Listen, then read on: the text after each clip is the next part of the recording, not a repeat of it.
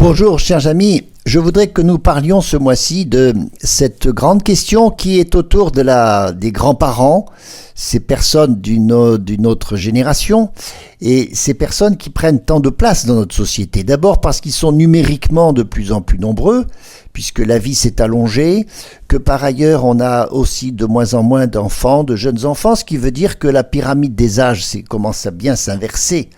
Alors c'est pour prendre en compte cette importance que prennent les personnes âgées dans notre société que je voudrais qu'on réfléchisse particulièrement à propos de cette figure de Siméon et Anne, qui sont ces personnes âgées dans l'Évangile qui disent quelque chose et qui n'ont pas démérité de leur rôle justement par rapport au Sauveur, par rapport au Christ.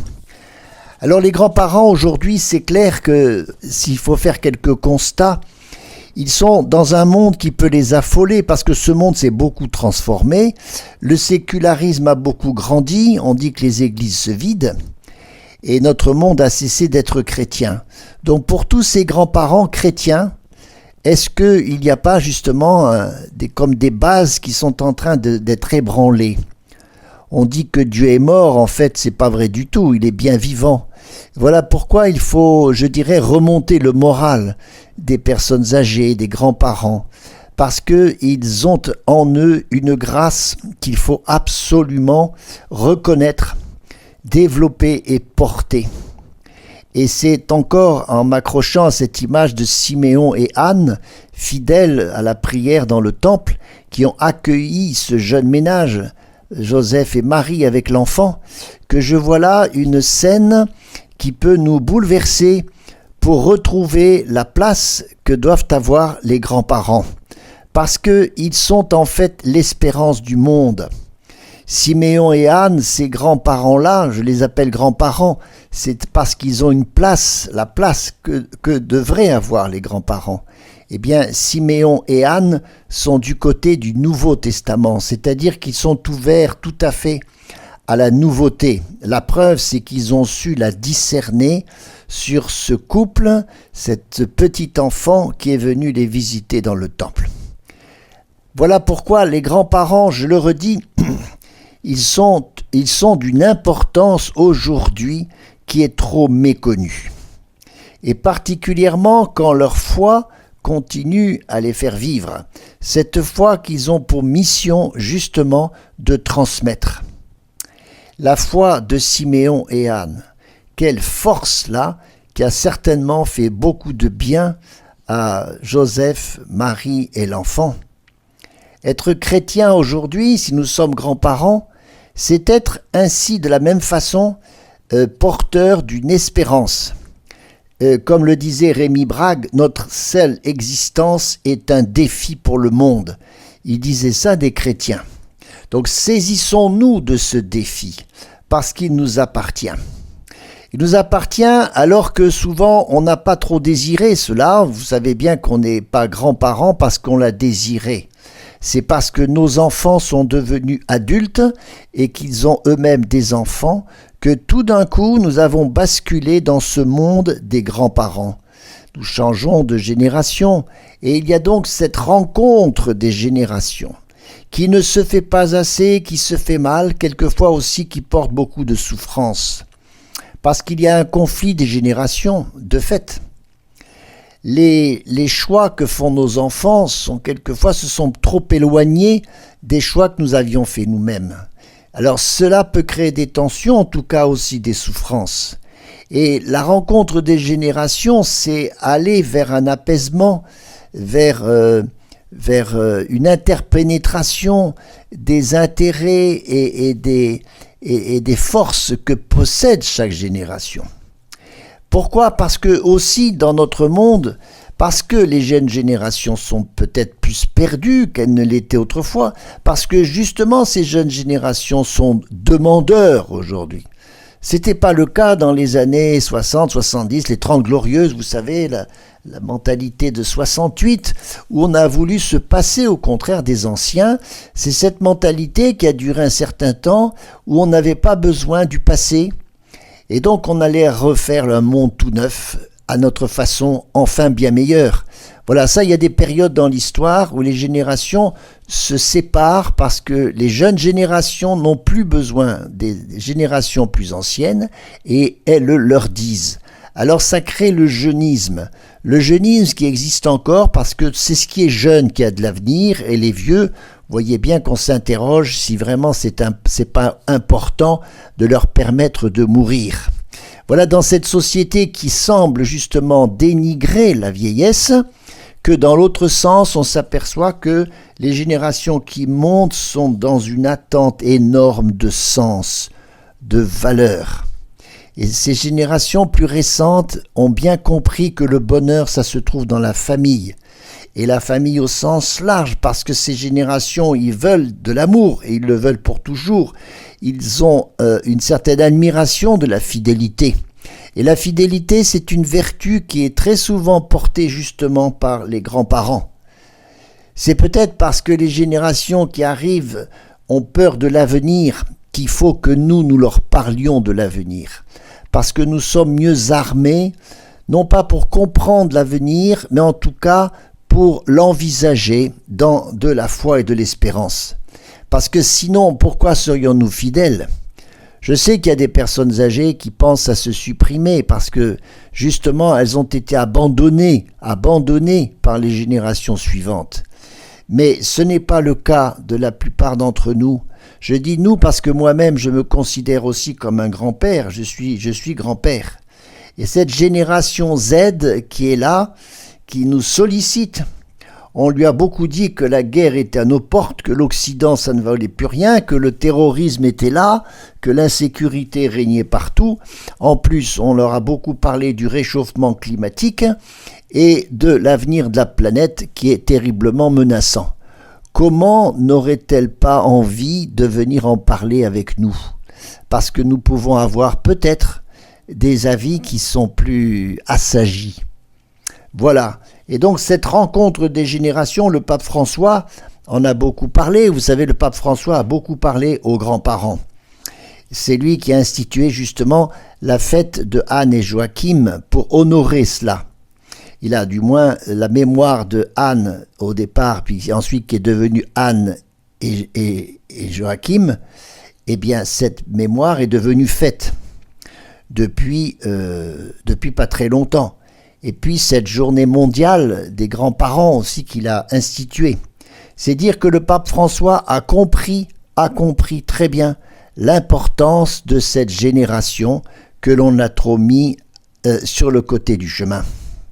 Voilà ce qu'il peut dire, rejeté comme un poids. On a donné peu de place à la vieillesse.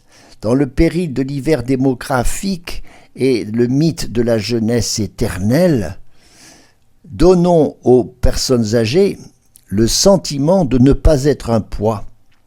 Est-ce que la vieillesse serait fragilisée ? Est-ce qu'elle serait en dégradation ou handicapée ?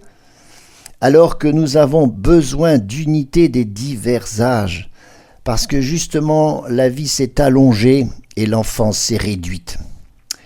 Eh bien, grands-parents, moi je vous dis, vous pouvez être âgés sur votre mélancolie, sur un certain nombre de décennies qui vous marquent, mais vous êtes toujours jeune sur votre WhatsApp. Voilà donc, c'est bien le projet du pape François, moi j'y souscris beaucoup, de vouloir construire cette alliance entre les âges, parce que nous avons à recevoir de nos jeunes, comme les jeunes ont éminemment besoin de leurs grands-parents. Cette rencontre entre grands-parents et petits-enfants, vous voyez, elle est finalement une rencontre clé, surtout en ce moment de crise, qui est la crise économique ou sociale, et ça c'est même vrai pour toute l'humanité. C'est dire que notre expérience de la vie et de la foi peut beaucoup aider à nourrir nos familles. Voilà donc, j'ouvre ce chapitre des grands-parents, et parce que, après la pause, j'aimerais méditer avec vous justement ce que sont ces saints Anne et Joachim, qui, vous le savez, sont les patrons de tous les grands-parents du monde. Voilà. Alors après la pause, nous allons rentrer dans cette belle page d'évangile. cette belle page d'évangile, cette belle page de la tradition chrétienne qui nous parle de Anne et Joachim.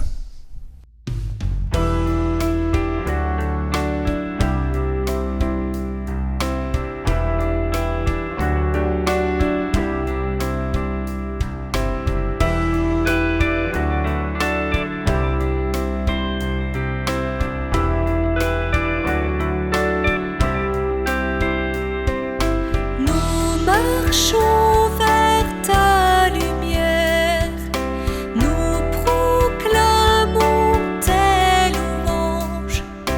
D'un seul cœur nous venons à toi, t'écouter et te recevoir. Nous sommes ton corps, ô Jésus-Christ, tu nous veux tous unis en toi.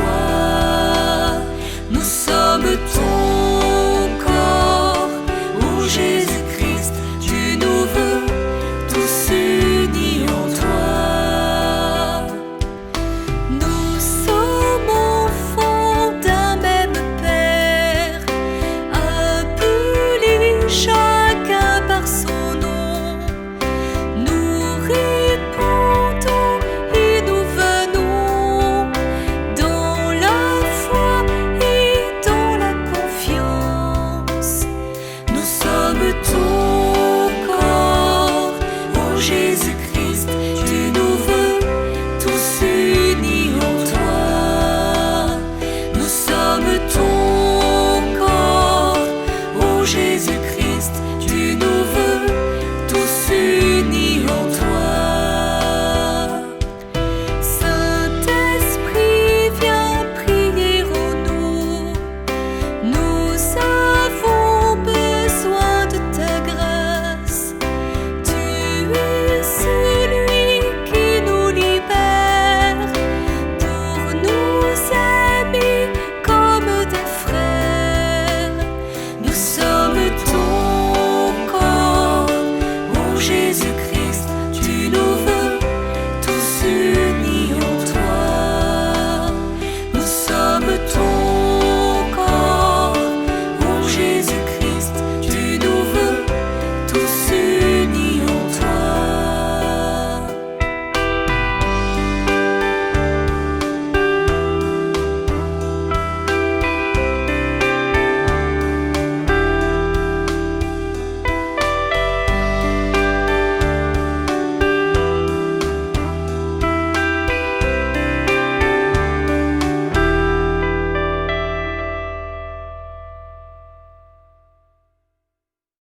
Alors, de fait, Anne et Joachim sont des saints, alors pour le coup très anciens, très connus dans la tradition chrétienne. Pourtant, c'est vrai qu'on ne les évoque pas du tout dans l'Écriture. Les évangiles ne parlent pas de Anne et Joachim. C'étaient les grands-parents de Jésus, donc les parents de la Vierge Marie. Et c'est la tradition, ainsi que des évangiles apocryphes et d'autres textes chrétiens, qui nous renseignent sur la vie de Anne et Joachim. Joachim et Anne étaient stériles, ce qui dans cette époque-là était une misère terrible. Et Joachim, ne supportant pas cela, a pensé qu'il était le responsable de cette stérilité. Vous voyez que c'était pas toujours la femme, et ça ne l'est toujours pas, qui est toujours responsable de la stérilité. Mais les femmes étaient frappées peut-être doublement, parce que socialement, elles pouvaient même être révoquées, elles pouvaient être répudiées. Donc ce couple de Anne et Joachim, dit la tradition, n'a pas supporté de pouvoir rester ainsi sans descendance. Et se sentant trop responsable, abîmé de trop de culpabilité, il s'est séparé d'Anne pour partir au désert. Sans doute que Dieu l'attendait là pour le faire réfléchir, pendant que Anne, de son côté, évidemment, est restée dans la patience pour attendre le retour de son mari. Et alors la tradition dit qu'un ange a visité Joachim pour lui annoncer que Anne était enceinte. Alors non pas d'une façon miraculeuse comme le sera la Vierge Marie, mais très certainement parce que sans le savoir, il avait bien entendu déjà transmis à Anne sa semence et que ainsi ce couple va se réconcilier. C'est pour ça qu'on connaît bien cette icône de Anne et Joachim à la porte de Jérusalem, la porte dorée, immortalisée dans leur baiser. Vous voyez, très très très clair, un baiser qui traduit cette immensité de l'amour conjugal qui produit de ce fait des enfants. Et c'est revenant vers Anne que ce couple a retrouvé quelque chose de très beau et donc une fécondité d'autant plus importante que la Vierge Marie conçut ainsi dans ce couple qui va devenir grands-parents parce que bien sûr Marie sera aussi elle-même une mère. Eh bien, Anne et Joachim ont fait vivre leur amour conjugal, un temps infertile et traversé aussi de doutes, mais ils ont cru à cette promesse de Dieu, et c'est ainsi qu'ils ont reçu la mère du Sauveur, qu'ils ont préparé sa destinée et qu'ils vont la préparer à sa mission future. De même que Marie va éduquer le Sauveur avec Joseph, et lui apprendre toute la tradition, la Torah. De même, on voit bien Anne, et il y a des statues qui montrent Sainte Anne toujours avec la Vierge Marie à côté d'elle, parce qu'elle l'instruit. Voilà donc ce que ce couple montre bien de ce que sont les grands-parents, qui préparent toujours des avenirs qui peuvent être très très féconds. Et cela, vous voyez, justement, avec beaucoup de silence. Les grands-parents sont souvent ces grands silencieux qui prient, qui attendent, qui ont de l'espérance. C'est pour ça que ce couple de grands-parents, c'est vraiment, pour ainsi dire, les fondateurs de la Nouvelle Alliance. Vous voyez. Alors la tradition chrétienne les identifie bien comme les parents de Marie, et une fête très ancienne, dès le VIe siècle en Orient, fêtait Anne, qu'on appelait la nourricière de celle qui a nourri le Verbe. Et c'est ce culte de Sainte Anne et Saint Joachim qui, dès le VIe siècle, est fêté le 26 juillet. Vous voyez que là, il y a une longue permanence. Et je disais, le pape François en a fait une fête, et puis il a institué en plus la journée mondiale des grands-parents qui se situe aux alentours du 26 juillet. Le pape François appelait les grands-parents à être des poètes de la prière, à garder la mémoire vivante de la foi et à être la mémoire de l'Église.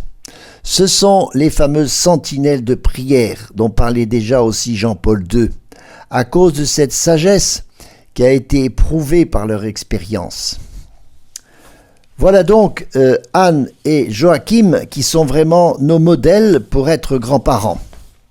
Maintenant, il y a ce couple de Siméon et Anne dont je parlais, qui par contre, alors ne sont évidemment pas des grands-parents directement. Ce sont pas les grands-parents de Jésus, c'est autre chose. Pourtant, cette attitude, qui est très bien décrite cette fois-ci dans l'Évangile, nous parle très concrètement de ce que sont Anne et Joachim, de ce que sont Siméon et Anne. Siméon et Anne, ce sont les fidèles d'entre les fidèles. Ils sont au temple. Ils ont tous les deux ce grand appel à porter, à prier, à accueillir tous ceux qui passent dans le temple. Le pape François les a présentés comme un modèle pour les personnes âgées parce que justement, il faut savoir voir une fécondité dans ce qu'est un âge avancé. Et c'est eux qui ont reçu pour la première fois, voyez, au cœur du peuple juif, c'est eux qui reçoivent ce petit enfant, qui vont surtout l'offrir. Et Joseph et Marie sont là à côté à acquiescer à cette offrande. Ces gens-là, ces personnes âgées, qui ont comme une figure de grands-parents, ce sont ceux qui sont capables de reconnaître les signes de Dieu. Alors c'est ça la sagesse d'un grand-père, d'une grand-mère, c'est de savoir reconnaître les signes de Dieu dans ses petits-enfants. parce que justement, ils n'ont pas anesthésié leur sens spirituel, comme disait le pape François. Ils ont gardé leur sens spirituel complètement ouvert. Et dans ce sens, ils sont prophètes. C'est pour ça qu'ils sont prophètes, parce qu'ils sont restés vigilants dans la prière, ils sont restés ouverts à la grâce. Alors c'est ça qui fait la grâce des grands-parents, c'est qu'ils soient porteurs d'une sagesse à cause d'une prière fervente. Et c'est ainsi qu'ils sont récompensés, parce qu'ils voient des promesses de la nouvelle alliance. Ils ne verront pas la suite, mais ils voient les promesses de la nouvelle alliance. Et c'est pour ça qu'ils sont appelés à guider les jeunes époux, comme Marie et Joseph qui les visitent dans le temple, et ils vont les guider vers les solutions du Seigneur. Et Siméon va être prophète, parce qu'il va annoncer le sens de cette offrande du Fils de Jésus qu'il vient de faire, et qui est comme l'approche de son offrande qu'il va vivre sur la croix, en disant à Marie qu'elle sera la présente et elle-même transpercée par ce glaive. Donc ça unit la vocation de Marie à la vocation de Jésus. Ça unit la mère et le fils. Et ça vient de la génération au-dessus. Les grands-parents ont ce travail de relier les relations, de redonner à chaque génération sa place. Et ils s'en réjouissent. Alors, c'est de là, Siméon et Anne, il est dit plusieurs fois qu'ils étaient complètement abîmés par l'Esprit Saint. Voilà comment, grands-parents, nous pouvons garder cette joie. C'est l'Esprit Saint qui nous met dans cette joie quand nous pouvons rendre grâce pour nos enfants et nos petits-enfants. Et peut-être que nous ne le faisons pas assez parce que des angoisses ou des souffrances gênent dans notre vie cette reconnaissance de ce qu'ils sont tous. Dans notre famille, il s'agit d'être ceux qui espèrent pour ceux qui doutent. Nous sommes ceux qui luttons pour ceux qui sont dans le travail de ce monde. Et là, on peut penser à un autre grand-père, entre guillemets, un père un peu mûr, qui est Moïse à ce moment-là, qui est sur la montagne à lever les mains pour prier pour ce peuple qui combat avec Josué dans la plaine. Et ce grand-père Moïse, voyez, ce grand-père entre guillemets, il est là parce que c'est sa prière qui obtient la victoire de sa famille, de son peuple. Eh bien, soyons ces grands-parents zélés dans la prière et qui veillons à ce lien avec les familles pour créer cette alliance des générations. Soyons des grands-parents utiles. Nous avons tant d'utilité justement. Pour ce combat dans le monde, pour sauver peut-être l'humanité, il faut qu'il y ait les générations précédentes qui infusent ce qu'elles ont compris du monde. Et voyez comment la foi, évidemment, prend tout à fait sa place. Parce qu'un monde qui perd la foi, c'est un monde qui se détruit. C'est bien ça la lecture que nous faisons de notre monde. Mais ce monde peut être sauvé justement par l'alliance des générations. Alors quelle belle mission donc qui est réservée aux grands-parents. On continuera les prochaines fois à essayer de mieux comprendre justement ce qu'est cette mission. Alors, haut les cœurs, génération grands-parents, l'espérance est votre lot.